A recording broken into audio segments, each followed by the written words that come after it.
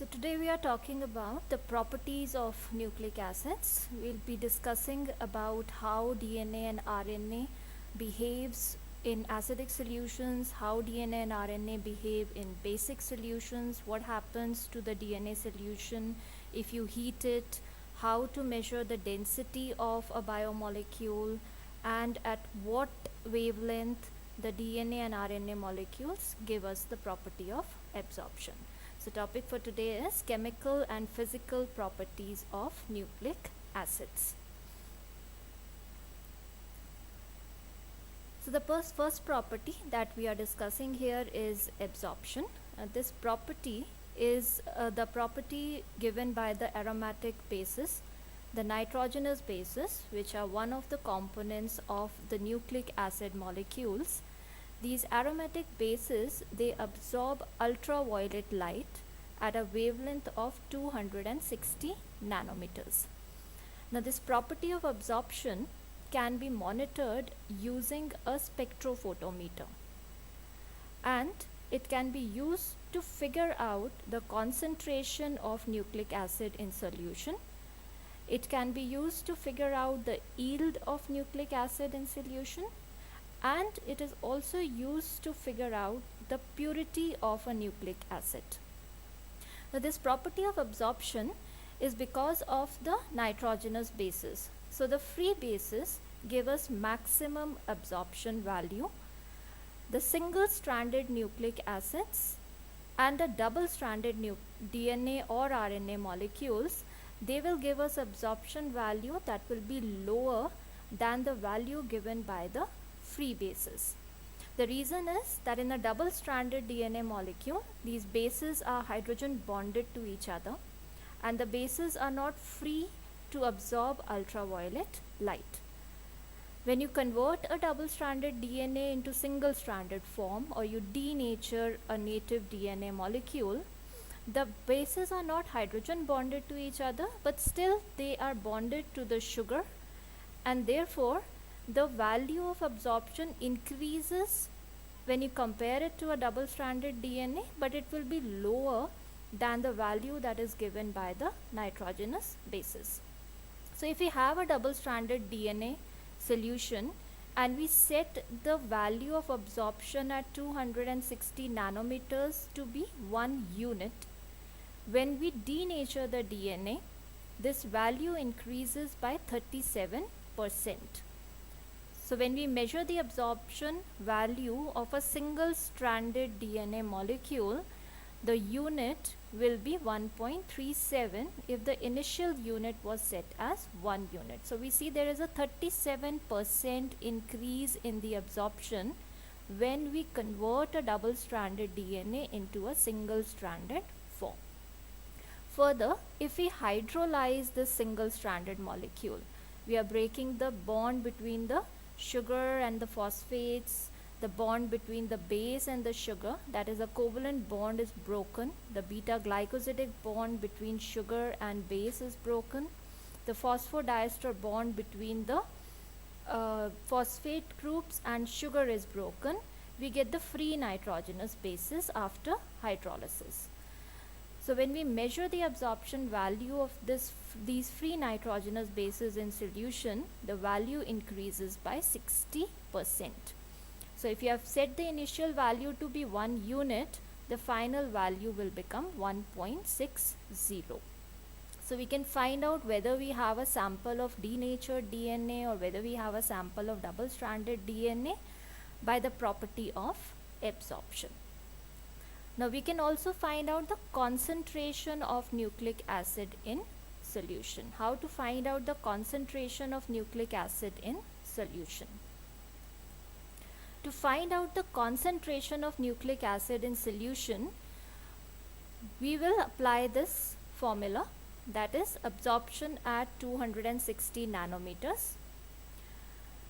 We have to minus the absorption at 320 nanometers. So we have a solution. We will measure the absorption value at 260 nanometers. We also measure the absorption value at 320 nanometers. Now why 320? Because absorption at 320 nanometers tells us about the turbidity that is present in the nucleic acid solution. And that turbidity could be a possible contamination. So we need to subtract the absorption at 320 nanometers from absorption at 260 nanometers. So our final absorption value multiplied by the dilution factor multiplied by 50 micrograms per ml. So a pure double-stranded DNA molecule of concentration 50 micrograms per ml gives us the absorption value of 1 unit. So this is the standard that we are taking here, is a pure double-stranded DNA molecule of 50 micrograms per ml. The absorption value at 260 nanometers is 1 unit. So this value multiplied by the dilution factor multiplied by the final absorption, that is absorption at 260 minus absorption at 320, gives us a concentration of nucleic acid in a solution in micrograms per ml. Now this property of absorption, apart from concentration, we can also find out the yield of nucleic acid in solution. How to find out the yield of nucleic acid in solution? Once you get the concentration in micrograms per ml, this concentration you multiply by the total sample volume in ml. So concentration in micrograms per ml multiplied by the total sample volume in ml gives us a yield in micrograms. So we can use this property of absorption to find out the concentration of nucleic acid in solution. We can use it to find out the yield of nucleic acid in solution. Now suppose you have an unknown concentration of DNA and you need to find out the concentration of that unknown DNA in the solution that you are provided. Now for this you will be requiring a standard curve.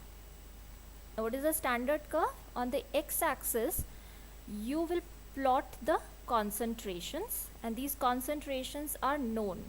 So on the x-axis we plot known concentrations of the DNA sample. On the y-axis we plot the absorption value. So on the y-axis we are plotting absorbance, on the x-axis we are plotting concentration, and we plot a curve with the line passing through the origin. This curve is known as a standard curve.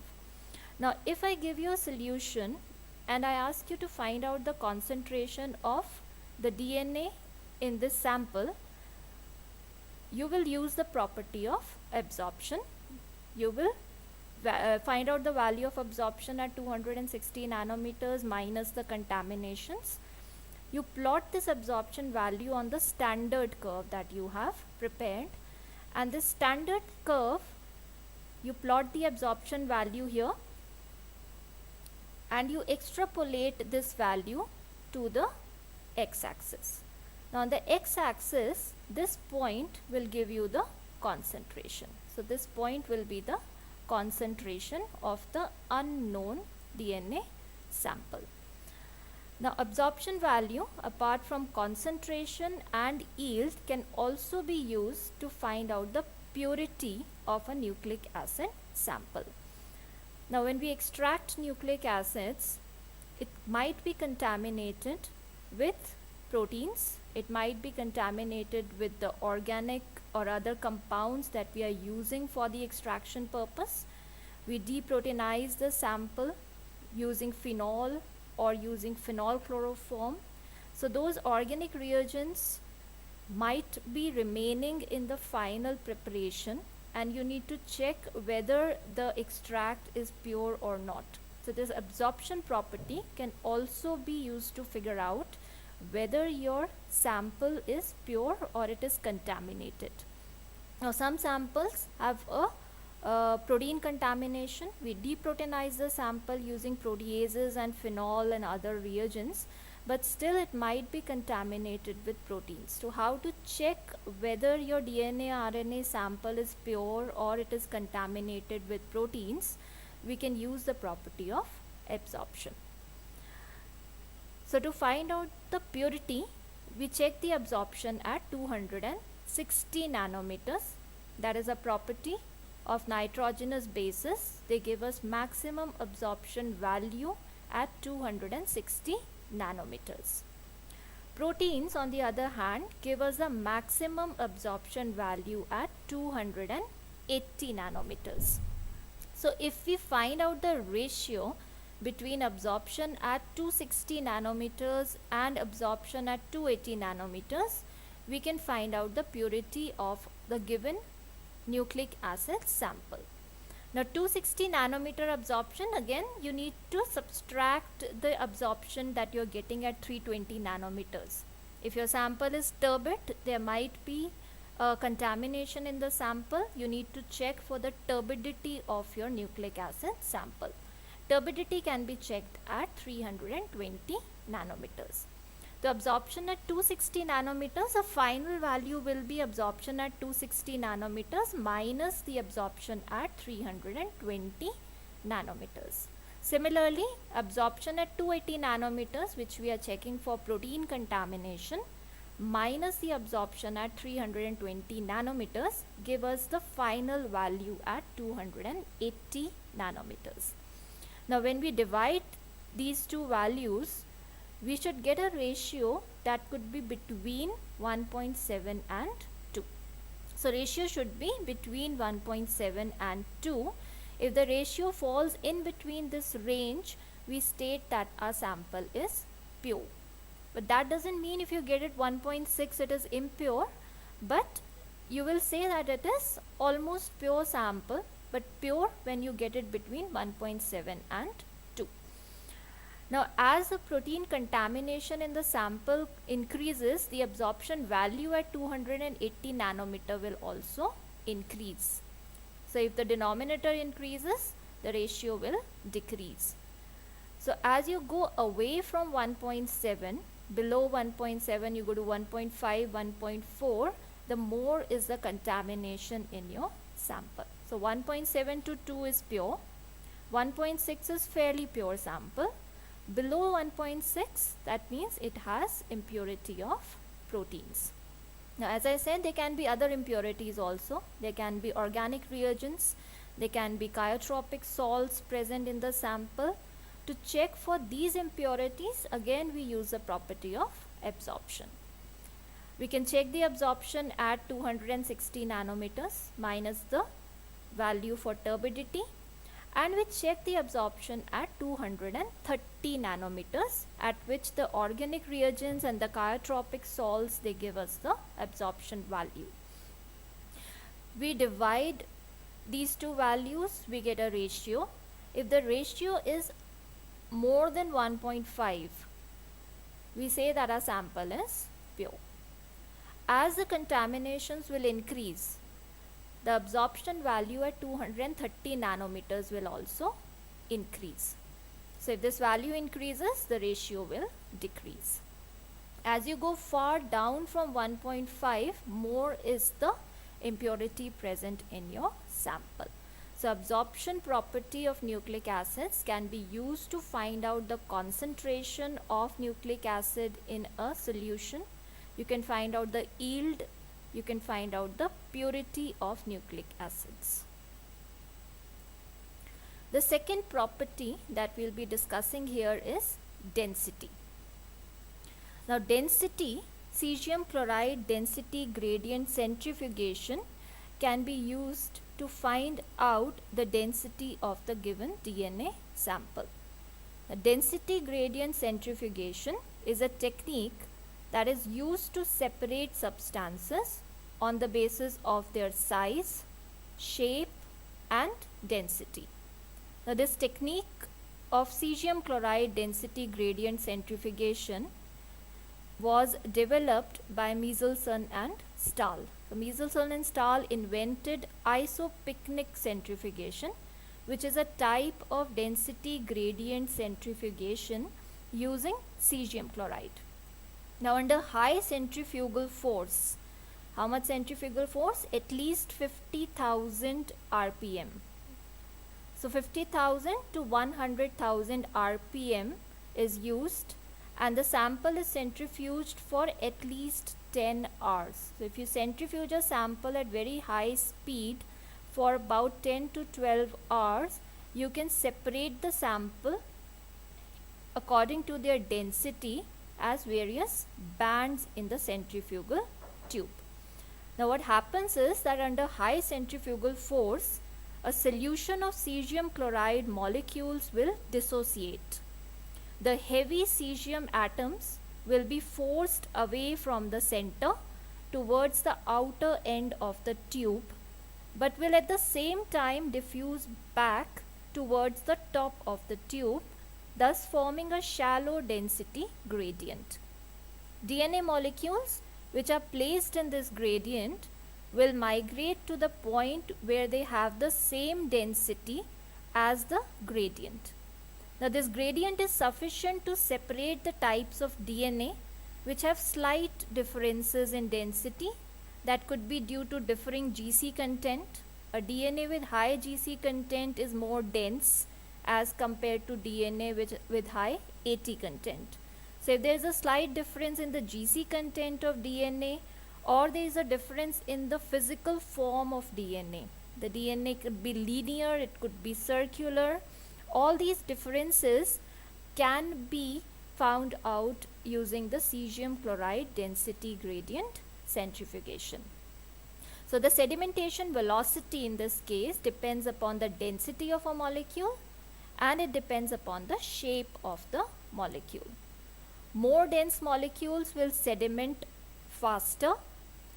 More compact molecules will sediment faster. So more dense is a molecule, more globular is a molecule, will sediment faster.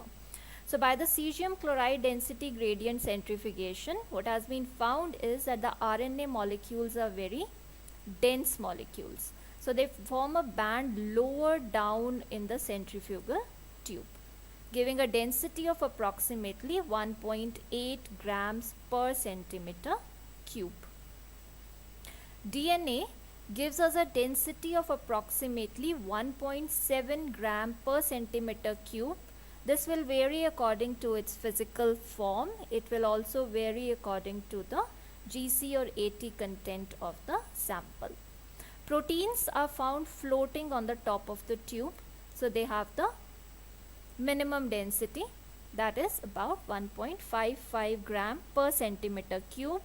With respect to DNA and RNA, they are less dense molecules. Now this property of density can be used to estimate the GC content in a DNA molecule. GC base pairs are more dense than AT base pairs. GC are bonded together by 3 hydrogen bonds as compared to AT, which have 2 hydrogen bonds. Therefore, DNA with more GC base pair form bands lower down on the centrifugal tube as compared to the equal number of base pairs with high AT content. So we can estimate whether our DNA sample has high GC content or high AT content by this density gradient centrifugation technique. Second function or second application of this technique can be to show existence of highly repetitive DNA sequences. Now, a genome can broadly be divided into 3 parts. We have the unique DNA sequences or the single copy sequences, which are mostly the coding sequences of DNA.